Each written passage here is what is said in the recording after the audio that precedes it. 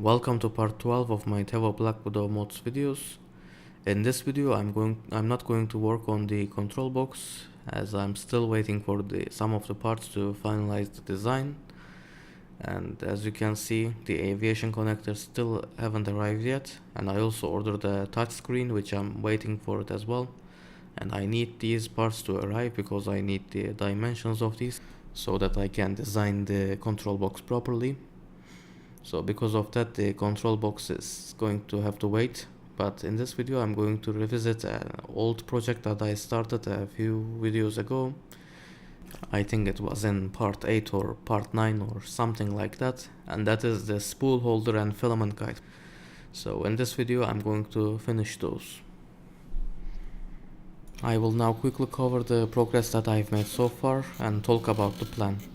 So as you can see, I've mounted 6 of spool holders, and I also have the 2 of them, I just didn't mount them.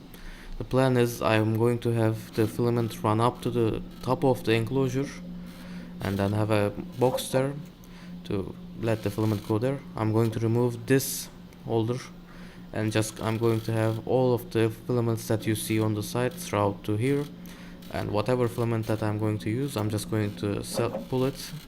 Say if I want to use a carbon fiber one, I'll just route it to the extruder, and say I want to use this one instead, I just remove the other one and route it through the filament sensor into the extruder.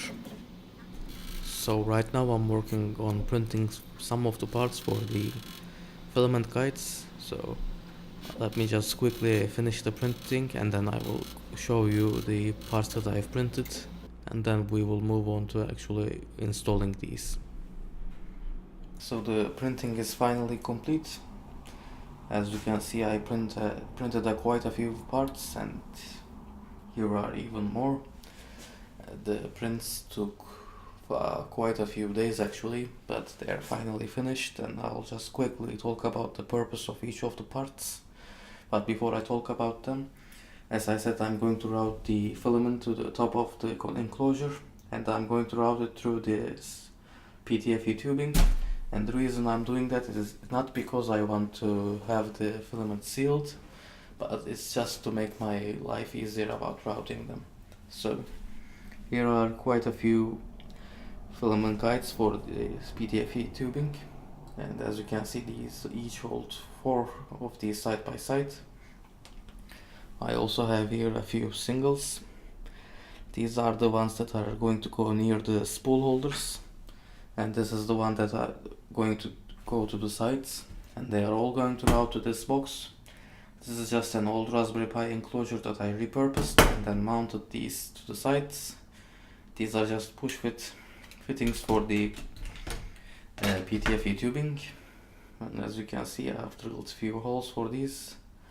So yes, I think this will work fine. And I also have these 8 white filament clips, so I can just clip the filaments that I'm not using to this. These are the ones that I'm going to work on today, but I also have a little bit more here. First of all, I have 2 more mounted to this part, and the reason is, as you can see, I printed 2 large spool holders as well. These are for like really large 2 kilo, 3 kilo spools. I have a few of those as well, and these obviously don't fit to the ones that I'm mounting on the side of the enclosure, so I'm not going to use those today, but I wanted to have them for future things. And here I have the 2 spool holders that I haven't mounted yet. Also, if you watched the older video, you might remember that I said I was going to sand the handles of the spool holders. Well, I didn't do that because I sanded one of them, and this is how it looked like. It really doesn't look any better, so I decided to not do it and just reprinted the part that I sanded, just so every single one of them looked the same. I'm done with one of the sides. As you can see, I routed 4 of the PTFE tubing to the top for these 4 spools, and they all route to here. And if you hadn't understood it yet, the main idea behind this is, I want to use this gray filament, I just pull the filament and route it to the extruder, It takes a little bit of force, but I don't think it's too much. And whenever I want to rewind it, as you can see, I can just rewind it by turning the spool. So yeah, I think it's looking good. Now I need to do this side as well. I need to mount the two spools here, but before that I need to relocate the camera to a better location, so I need to figure that out first. So yeah, I'll just do that and then show you the result. As you can see, I've now mounted the 4 of the spool holders that were remaining on the right side. I still haven't figured out a mounting location for the camera yet, but I will work on that pretty soon. As you can see, also I changed the structure in the middle. I mounted the filament clip there, and there used to be this box that I just showed you earlier, and I'll just show it again. This was causing me a lot of trouble in terms of routing the tubing, and it was making it very hard to pull the filament, which isn't a big issue for me, but it might not be, the extruder might not be powerful enough, so I think this is better. Also, in my opinion, it looks better as well.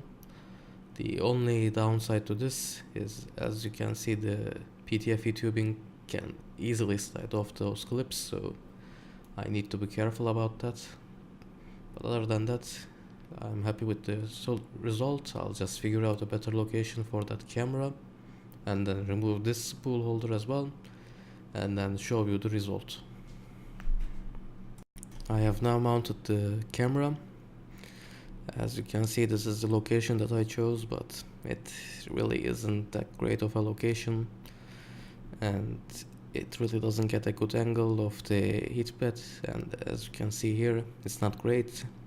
I'll also show you a time lapse in a second, just so you get an idea how it looks. Other than that, I removed the spool holder, as you can see, and then routed the filament to the extruder through the filament sensor, obviously. And yeah, I'll just test this and also use the test footage so that you can see how the camera looks now.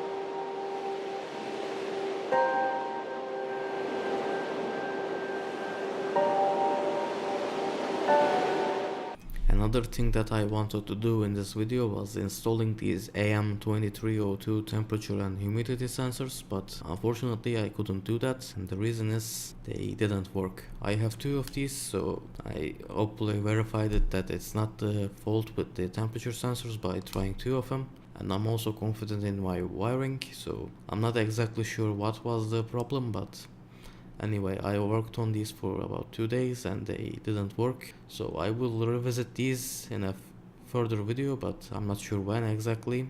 Probably after I'm done with the control box, since that has my priority, and I will work on that as soon as I receive the parts that I mentioned in the beginning of the video. So, I hope you found this video enjoyable. If you did, please leave me a like below, and thanks for watching.